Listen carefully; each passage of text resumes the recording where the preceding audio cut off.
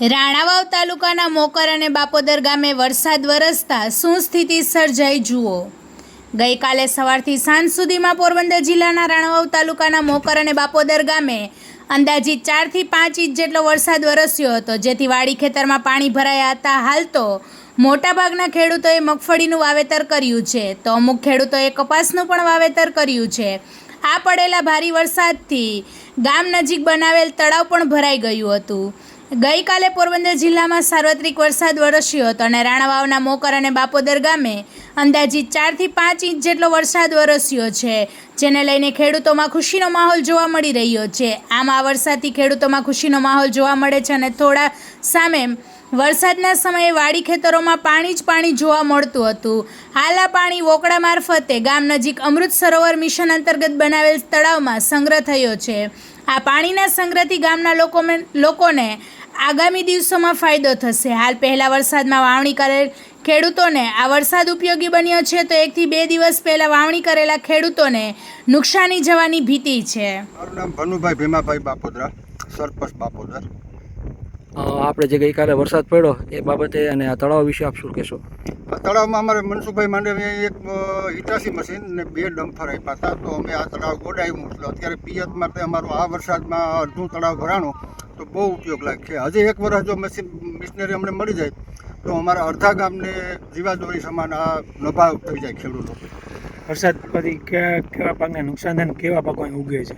અમારે અહીં મગફળી જીરું બેચ છે, પણ વાવેતર જે થયા ને પ્રમ દિવસના એના 1 થી આગળના એ વાવેતરમાં વરસાદ થોડો ઘણો નુકસાની કરે, તો વરસાદ સારો પડ્યો। ઓકે, આપની સરકારને શું રજૂઆત છે?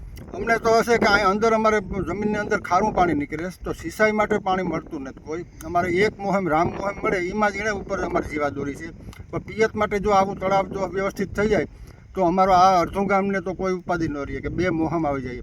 વરસેલ વરસાદની મોકર અને રાણાકંડોણા સહિતના ગામને જોડતો રસ્તો પણ બિસ્માર હાલતમાં છે, જે રસ્તા પર 2 પુલિયા બનાવવાની કામગીરી ચાલુ છે, જેથી અહીંયા વરસાદના સમયે અવરજવરમાં પણ મુશ્કેલી પડે છે। તો અમુક જગ્યાએ રોડની પ્રોટેક્શન દિવાલ પણ તૂટી ગઈ છે, તેમજ રોડની સાઈડ પણ તૂટેલી જોવા મળે છે। આ સિંગલ પટ્ટી રોડ હોવાથી ખેડૂત ભાઈઓ આ રોડનું સમારકામ અને પુલિયાનું કામ વહેલી તકે પૂરું કરી આપવા તંત્રને માંગ કરી છે। રિપોર્ટર સિદ્ધાર્થ બુદ્ધદેવ, પોરબંદર। વધુ સમાચાર જોવા માટે અમારી યુટ્યુબ ચેનલને સબસ્ક્રાઈબ કરો અને અમારા ફેસબુક પેજ અને ઇન્સ્ટાગ્રામ પેજને ફોલો કરો। મારું નામ ભનુભાઈ ભીમાભાઈ બાપોદરા, સરપંચ બાપોદર। હવે અમારે મોકર પુલિયા બન્યા ખરા, અમારે આટલી બધી તકલીફ હતી, પુલિયા સરકારે ગ્રાન્ટ આપીને બનાવ્યા, પણ 2 મહિના થયા કોન્ટ્રાક્ટરની ઢીલી નીતિની હિસાબેથી અત્યાર સુધીમાં તૈયાર નથી થયા। અત્યારે વાહન વ્યવહાર બંધ થઈ જાય, આખો વસ્તુ એમાં જે કરવાનું હોય એ 2 મહિના થયા એમને એમ ઠપ કામ પડ્યું। ત્યારે આખા ઘેરને આટલા અમારા આજુબાજુના 15 ગામ છે એને આવવા જવાની તકલીફ મોટી પડી। રોડ ધોવાઈ ગયો છે એટલે સાઈડમાં રોડ પર પાણી થોડું પાણી આવ્યું છે તો ધોવાઈ ગયો, તો વધારે આવે તો શું થાય?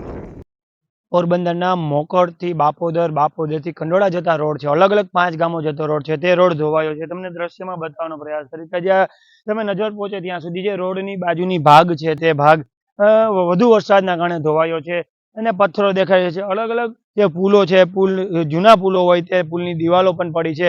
આગળ જવાનો પ્રયાસ કરીશું। જે દ્રશ્ય છે તમે દ્રશ્યમાં જોઈ શકો છો, ભારે વરસાદના કારણે આ પુલ છે, પુલની દિવાલ પારી હતી એ પણ પડી ગઈ છે અને રોડ પણ ધોવાયા છે। તો તંત્ર પાસે અહીંના સરપંચ દ્વારા માગણી કરવામાં આવી છે કે વહેલી તકે જે આ રોડો ધોવાયા છે, અત્યારે 2 પુલિયાઓ આવેલા છે, તે પુલિયાઓ છે તે પુલ એનું કામ પણ 2 મહિના ત્યાં બંધ છે અને ચાલુ કામે તેઓ 2 મહિના ત્યાં વયા ગયા છે। લોકોને મુશ્કેલીનો સામનો વેઠવાનો વારો આવ્યો છે, તો વહેલી તકે રોડ બનાવવામાં આવે તેવી સરપંચે માંગણી કરી છે અને પુલ પણ વહેલી તકે શરૂ કરવામાં આવે તેવી લોક માંગ ઉઠી છે। કેમેરા પર્સન વિરલ ગોસ્વામી સાથે સિદ્ધાર્થ બુદ્ધદેવ, પોરબંદર।